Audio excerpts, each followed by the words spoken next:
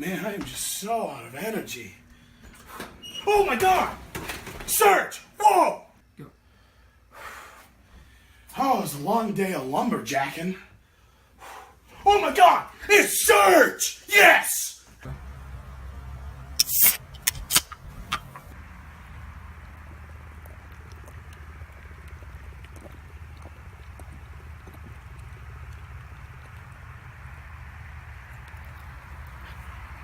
Energy! Yes! Time for some peaceful protest! Welcome back to the evening news. I'm Josh. And I'm Serge. Even though the African Americans during the peaceful protests were violently attacked, the African Americans would not respond with violence. The CORE, Congress of Racial Equality, created a sit-in in 1943, which meant that black and white people would sit in segregated areas and wouldn't leave until they were served or accommodated. Freedom Rides sent groups of African Americans and white activists on a bus down to the south, where they would then exit the bus at the terminals.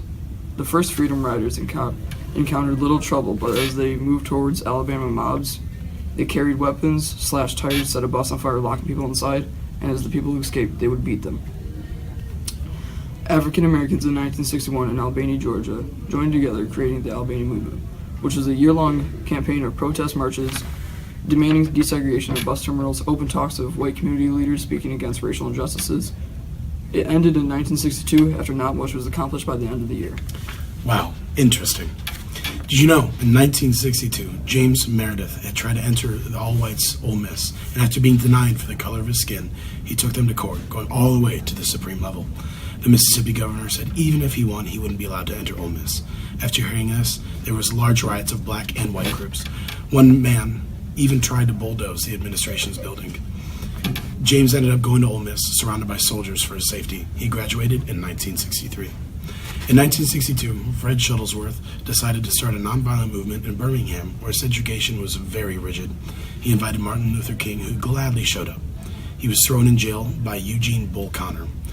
He was there for over a week until he posted for jail. Kids even joined in on the movement, with over 900 of them being arrested.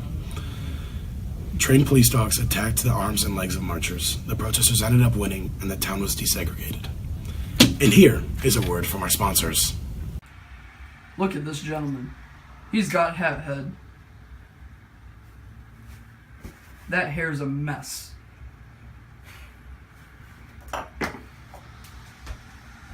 Now he has hairspray. He can change his hair and make it 10 times better.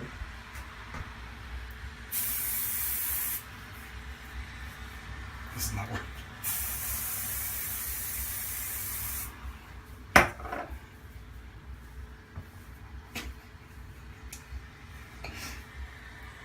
Would you look at that? Now he's ready to go out and do some peaceful protesting. Welcome back to the evening news. I'm Josh, and our top story today is the March on Washington and John F. Kennedy. When Kennedy became president, he voted for the civil rights measures. Kennedy supported African American equality and even convinced the judge who imprisoned MLK, Martin Luther King, to let him free on bail. Kennedy started to make movements in desegregating schools and banning discrimination. More than 200,000 people marched on Washington. Famous people also went to support the march. Kennedy didn't want the march to happen, but MLK refused to cancel it. Kennedy ended up supporting the march. Months later, Kennedy died, and Lyndon Johnson took over.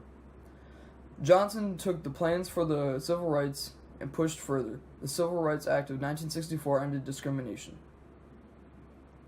Although hate crimes started to grow more with murders, violence, and bombs. Man, I'm hungry. I need food fast. You need food fast? Well, here's a new microwave. A banana. Water. Hot dogs. Real dogs. Microwave recipe. You grab some flour, some sugar, an egg, throw it in the microwave for as long as you possibly can.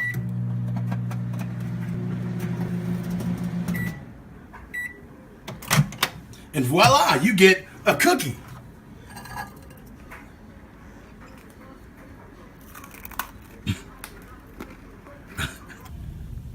Welcome back to the news. I'm Serge. And I'm Joshua Parrinello.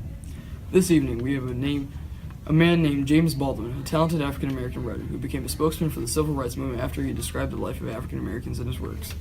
He explained his living conditions in the ghetto and also segregation in his essays. He explained the harsh living conditions. He warned that if African-American discrimination did not end, the nation could experience violence from the African-Americans. Another famous man is Malcolm X. Malcolm grew up in the ghettos of Detroit, Boston, and New York. He grew up involving himself in criminal activities. He was arrested when he was 20, and while in jail, he found a group called the Nation of Islam. After he was released, he converted to the Nation of Islam. He disagreed with most of the civil rights movement's end goals. Wow. Just wow. A man named Carmichael influenced an idea known as Black Power, where they unite, recognize their heritage, define their own goals, lead organizations, and build a community. Riots occurred more than ever in the mid-'60s. There were not many whites-only signs in the ghetto. More subtle discrimination kept African Americans in poverty. One of the most violent and extreme riots happened on August 11th, 1965. Police pulled over an African American drunk driver, and a crowd surrounded them. When the African American resisted arrest, the cops swung batons. The crowd became outraged and turned into a riot, burning buildings, stealing, and targeting cops and firemen. 34 people died and over 1,000 were injured. I'm Josh. And I'm Serge. And thanks for watching the evening news. We'll see you tomorrow night. Good night.